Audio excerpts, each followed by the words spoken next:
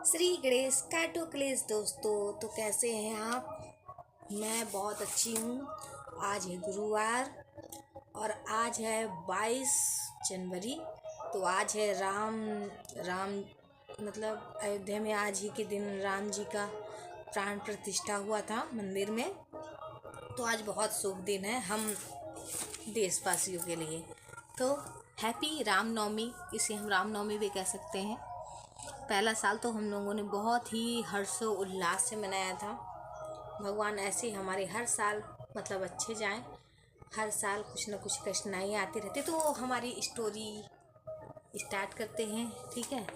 हम अपने टाइम को ख़राब करते हुए, हम अपने टाइम को क्या बोलते हैं, बर्बाद न करते हुए हम अपनी स्टोरी पे आते हैं और आपको आगे की कहानी सुनाते हैं। तो आज मैं पूरा पढ़ के सुनाऊंगी।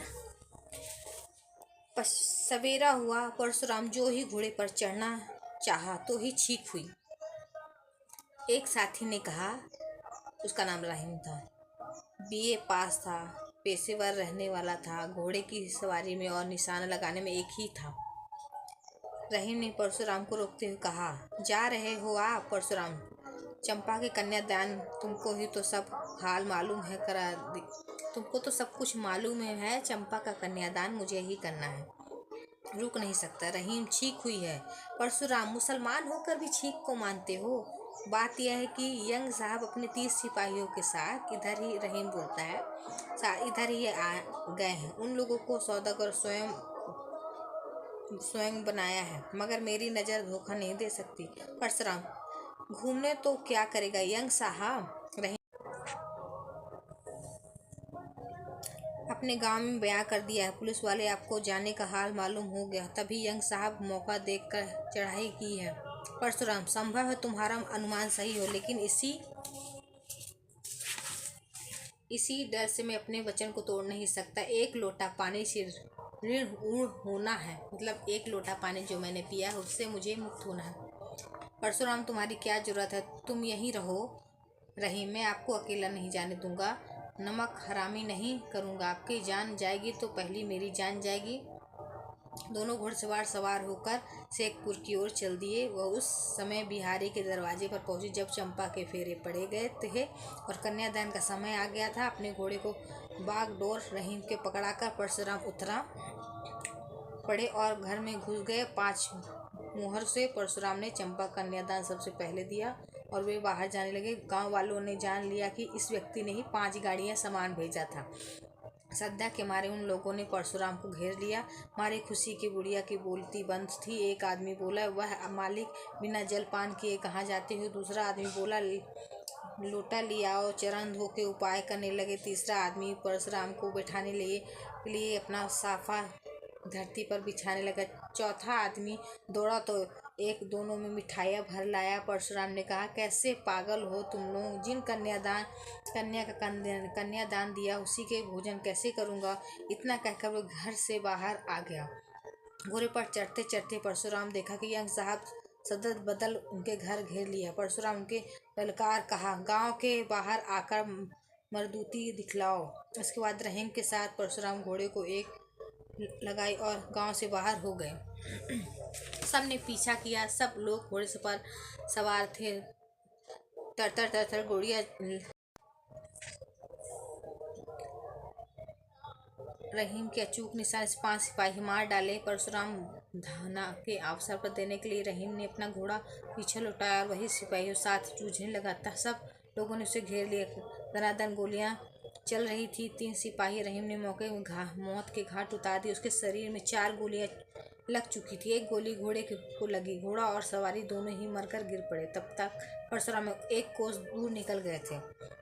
सबने रहीम को वहीं छोड़ा और परशुराम के पीछे किया। 3 कोस के बाद परशुराम दिखाई पड़े। साहब की गोली से परशुराम का घोड़ा घायल होकर गिर पड़ा।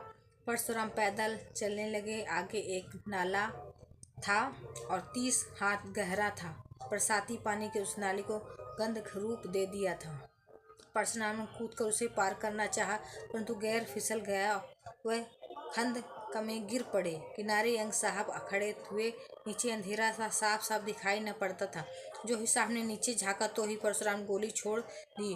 विक्टोरिया के इकबाल साहब तो बच गए, मगर उनका टॉप उड़ गया। सिपाही ने गोली छोड़ी। परशुराम एक किनारे छिप गए। फायर खाली गया। साहब ने कहा, 30 हाथ गहरे गड्ढे गिरा तो भी निशाना मार ही रहा है। शाबाश बहादुर शाबाश। तब तक परशुराम आवाज के निशाने पर एक गोली छोड़ दी। साहब के पास सिपाही खड़ा था, उसकी खोपड़ी उड़ गई। साहब ने कहा, हमारे 9 आदमी कम आ चुके हैं, मगर डाकू का एक ही आदमी मरा। एक सिपाही था राजपूत। उसने आगे बढ़कर कहा, मिट्टी गिराकर डाकू को दबा देना चाहिए। आवाज के निशाना साध कर परशुराम ने गोली छोड़ी। राजपूत बेचारा मर कर गिर गया। साहब ने कहा, वेल परशुराम, तुम बाहर आ जाओ, हम तुम्हारा बहुत खुश हैं। तुम एक बहादुर बात का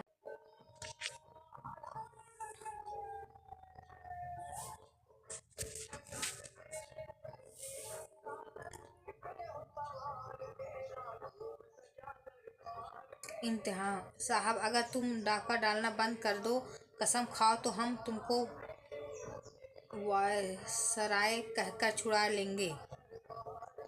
बात कढ़नी से तुम हमारा आज से तुम हमारे दोस्त। परशुराम बाहर निकल आया और आत्मसमर्पण कर दिए। यंग साहब उनको गिरफ्तार कर लिया और आगरा ले गए। कुछ दिनों मुकदमा चला, मगर यंग साहब परशुराम को साफ बरी कर दिया। परशुराम समझ लिया, अच्छा उद्देश्य होने पर भी आखिर डकैती थी बहुत बुरी चीज, उसका समर्थन हो ही नहीं सकता। तो उस काम को छोड़ दिया। वह साधु हो गए और अपने साथियों को नेकी का जीवन व्यतीत करने को उपदेश दिया। परशुराम हरिद्वार में जाकर 5 साल तक घोर तपस्या की और गढ़बीच धार में खड़े खड़े शरीर त्याग दिया। परशुराम यह दिखला दिया कि विपत्तियों को देखकर भी वचन का पालन करना चाहिए। कितनी अच्छी कहानी थी ना। मतलब इससे हमें क्या सीख मिली कि आज के ज़माने में कहाँ ऐसे लोग होते हैं ना, जो किसी की एहसान चुकाएं अपनी जान को खतरे में डाल के। पर पहले होते थे। ये कहानी एक सच्ची घटना पर आधारित थी। जो जिसने भी ये बुक लिखी है उसको मैं क्या ही बोलूँ, बहुत श्रीहरि, पता नहीं कौन सी कंपनी का है, पता नहीं, लेकिन बहुत अच्छा है। तो दोस्तों, इसी के साथ हमारी जो पहली कहानी है वो ख़त्म हुई। अब हम अपनी दूसरी कहानी डालेंगे कल से। तो कल की जो हमारी दूसरी कहानी है जिसे हम डालेंगे, अभी तो मेरा स्टेम मिल जाता, उसका नाम होगा बलिदान। हम कल बलिदान डालेंगे। ये कहानी काफ़ी छोटी थी, मैं इसको छोटा करने की कोशिश करूँगी। ठीक है, पढ़ के सुनाने में ज़्यादा मज़ा आएगा। एक एक टू पॉइंट। इस कहानी में आपको ज़्यादा मज़ा नहीं आएगा, लेकिन नेक्स्ट में मज़ा आएगा कि मैं एक एक कहानी आपको पढ़ के सुनाऊंगी, कट कट करके। ठीक है, तो बाय। कल फिर मिलते हैं मेरी एक नई कहानी के साथ। Bye bye.